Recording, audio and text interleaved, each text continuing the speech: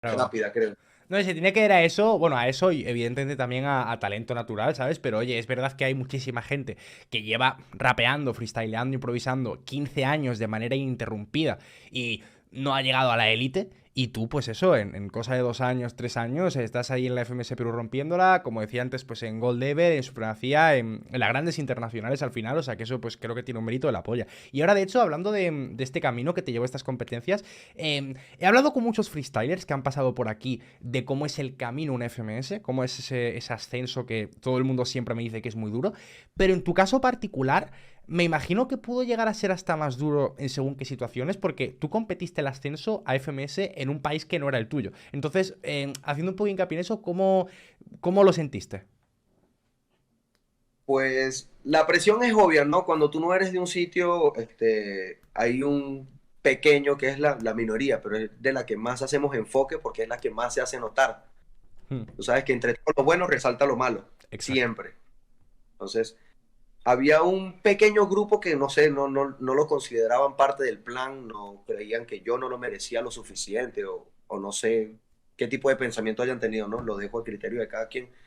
Pero sí me trataban de complicar el ascenso, como que había incluso propuesta de dinero hacia varios de los en sí para que me eligieran en primera ronda, de los que ya estaban en FMS.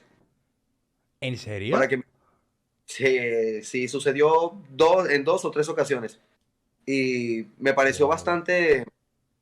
bastante como que bajo o algo así, ¿no? Un montón. Porque del público se ponían de acuerdo personas y le decían como que tipo, ya, un, un personaje X. Pepito, pongámosle Pepito el nombre. Ya le escribían a Pepito, Pepito, elige a Blanco en primera ronda, yo te pago 1.000 soles para que lo elimines. Así. Wow. Era como que incitaban al odio directamente. Pero ¿y eso era Y esta gente que ponía ese dinero, que eran participantes del propio ascenso, gente aleatoria, organizadores?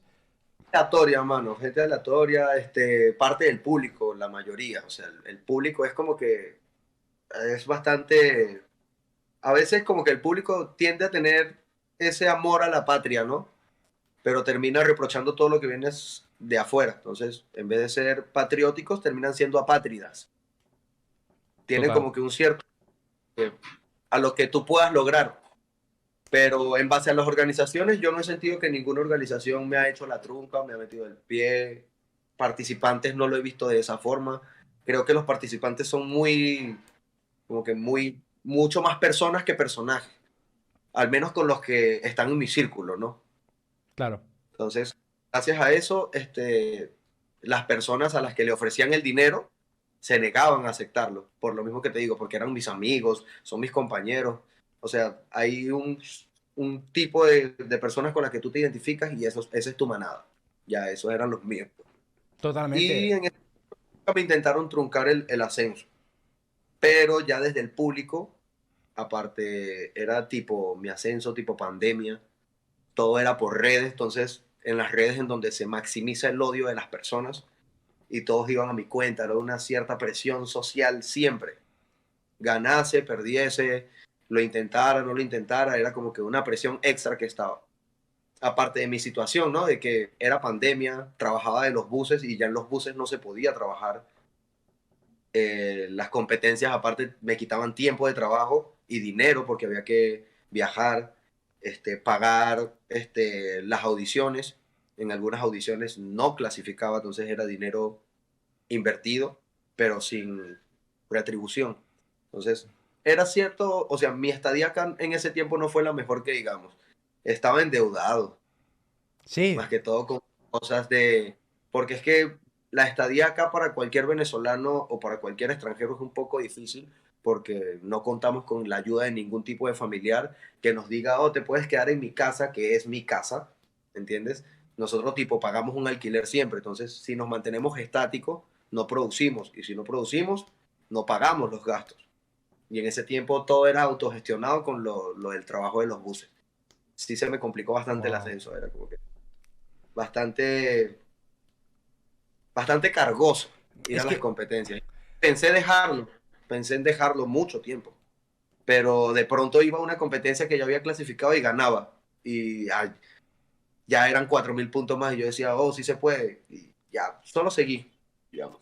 Guau, pero es que, tío, de verdad que es que escuchándote, o sea, a mí ya de por sí, ya de primeras, me parece como, tiene que ser muy difícil competir en ligas barra competiciones nacionales de un país sin ser de ese país. ¿Por qué? Porque en las internacionales es como que dentro de lo que cabe, pues yo qué sé, sí, yo ahora mismo cojo y voy a competir a Chile, ¿no? Por ejemplo, y yo sé que el público chileno, he dicho Chile por decir un país, me refiero a Chile, Argentina, México, o bueno, o al revés, o sea, o un chileno viene a España, ¿vale? O sea, siempre el público de cada país en mayor medida o en menor medida, suele querer que gane la gente de su país. Entonces, yo entiendo que eso es Obvio. complicado, pero dentro de lo que cabe, tú estás en el contexto de, oye, esto es una internacional, entonces aquí como que hay muchas personas que están en mi misma situación, ¿sabes? O sea, quitando justo los dos locales o los tres locales, el resto pues estamos también en esta situación. Pero es que...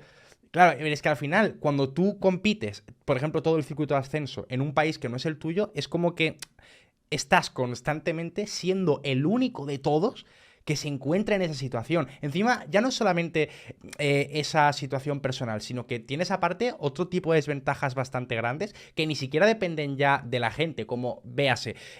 Tu rival, por ejemplo, te tira una rima de una serie de televisión de Perú. Pues igual tú esa serie de televisión no la conoces, no puedes responderla, el público sí que la conoce, el público la grita, y entonces como que ahí realmente nadie tiene la culpa, pero sales perjudicado. Se me ocurren como Ah, un montón de situaciones así que tienen que ser complicadísimas. Pero es que si sumado a todo esto, ya lo que me estás comentando, de gente que ofrecía dinero para que te eligiesen los freestylers de FMS para joderte el ascenso, es que me parece ya como impresionante, ¿sabes? Como un chaval ahorita que... se nota el odio, ¿no? Se notaba el odio en ese Claro, tiempo, pero era de la minoría. Eran mucho más las personas que me decían, vamos, Black Code, tú vas a ascender, sí, sí puedes. Y me ayudaban. Mi ámbito, por ejemplo, mi equipo de trabajo, la pandilla GAT, que siempre han estado conmigo, mi hermano, los que viven conmigo, siempre he tenido ese apoyo que he necesitado, ¿me entiendes? De las personas claro. que sí, las que se suman, ¿me entiendes?